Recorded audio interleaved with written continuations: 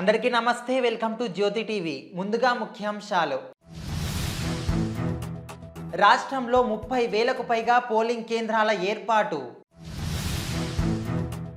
రాజకీయాల కోసం కాళేశ్వరాన్ని బద్నాం చేయొద్దు అంటున్న కేటీఆర్.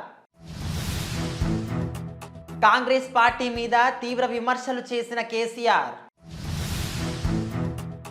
రఘునందన్కు ఓట్లు అడిగే హక్కు లేదు అంటున్న రేవంత్ రెడ్డి.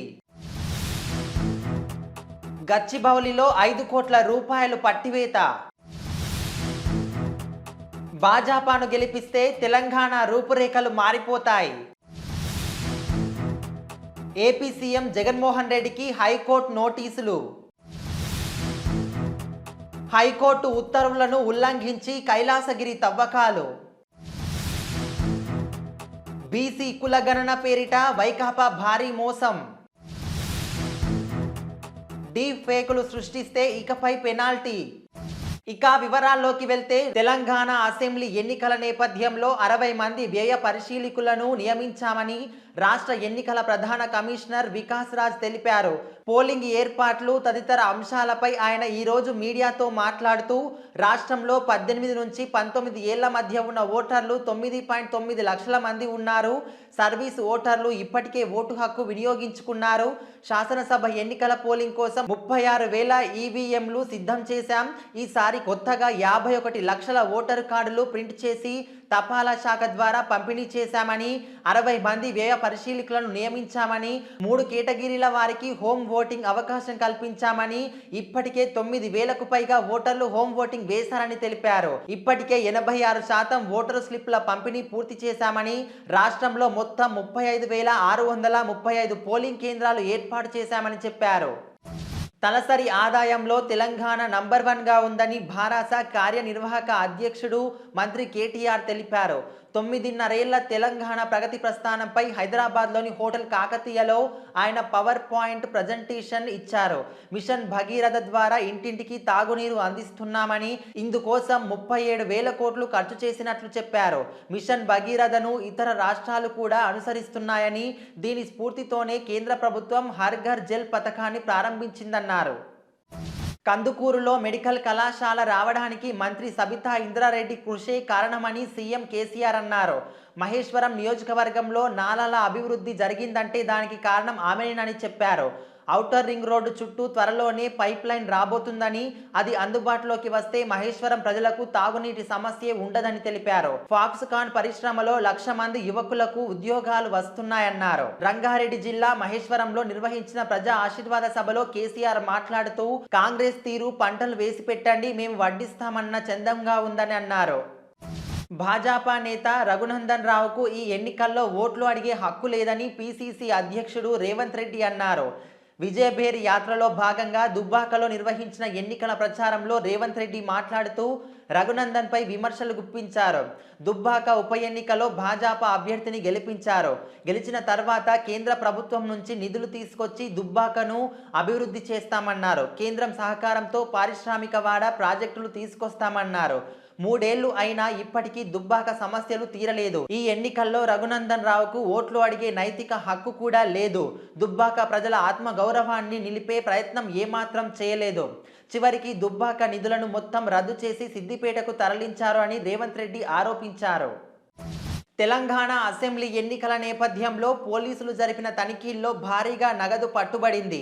గచ్చిబౌలి పోలీస్ స్టేషన్ పరిధిలోని బొటానికల్ పార్కు నుంచి చిరాగ్ పబ్లిక్ స్కూల్ వైపు వెళ్తున్న కారును తనిఖీ చేసిన పోలీసులు 5 కోట్ల రూపాయలను పట్టుకున్నారు. ఈ నగదు ఓ వ్యాపారవేత్తకు సంబంధించినదిగా గుర్తించారు. పట్టుబడిన నగదును ఐటీ శాఖకు అప్పగించారు. అసెంబ్లీ ఎన్నికల్లో భాజపాను గెలిపిస్తే తెలంగాణ రూపురేఖలు మారిపోతాయని భాజపా జాతీయ అధ్యక్షుడు జేపీ నడ్డా అన్నారు. కేసీఆర్ ప్రభుత్వం పూర్తిగా అవినీతిమయంగా మారిందని, ఈ 10 ఏళ్లలో ఆయన కుటుంబం మాత్రమే అభివృద్ధి చెందిందన్నారు. నిజామాబాద్లో నిర్వహించిన సకల జనుల సంకల్ప సభలో నడ్డా మాట్లాడుతూ తెలంగాణ ఉద్యమకారులను కేసీఆర్ మోసం చేశారని, దళిత బంధులో ప్రజాప్రతినిధులు 30% కమిషన్ తీసుకుంటున్నారన్నారు. ప్రధానమంత్రి ఫసల్ బీమా యోజనను తెలంగాణలో అమలు చేయడం లేదు. ప్రధాని మోదీ హయాంలో ప్రపంచ ఆర్థిక వ్యవస్థలో భారత్ 5వ స్థానానికి చేరింది. గరీబ్ కళ్యాణ్ యోజన ద్వారా 80 కోట్ల మందికి ఉచిత రేషన్ పంపిణీ చేస్తున్నాం. కుటుంబ పాలన నుంచి పలు రాష్ట్రాలకు విముక్తి కల్పించాం. అదే మాదిరిగా కుటుంబ పాలన నుంచి తెలంగాణకు విముక్తి కల్పిస్తామని నడ్డా వెల్లడించారు. ఆంధ్రప్రదేశ్లో ఆర్థిక అవకతవకలు జరిగాయంటూ ఎంపీ రఘురామకృష్ణరాజు దాఖలు చేసిన పిటిషన్పై హైకోర్టు విచారణ చేపట్టింది. ముఖ్యమంత్రి జగన్మోహన్ రెడ్డి సహా పలువురు మంత్రులు, అధికారులు మొత్తం 41 మంది ప్రతివాదులకు నోటీసులు జారీ చేసింది. అనంతరం విచారణను డిసెంబర్ 14కి వాయిదా వేసింది. రాష్ట్రంలో అమలవుతున్న పథకాల మాటున ఆర్థిక అవకతవకలు జరుగుతున్నాయని, దీనిపై సిబిఐతో విచారణ జరిపించాలని రఘురామ తన పిటిషన్లో పేర్కొన్నారు.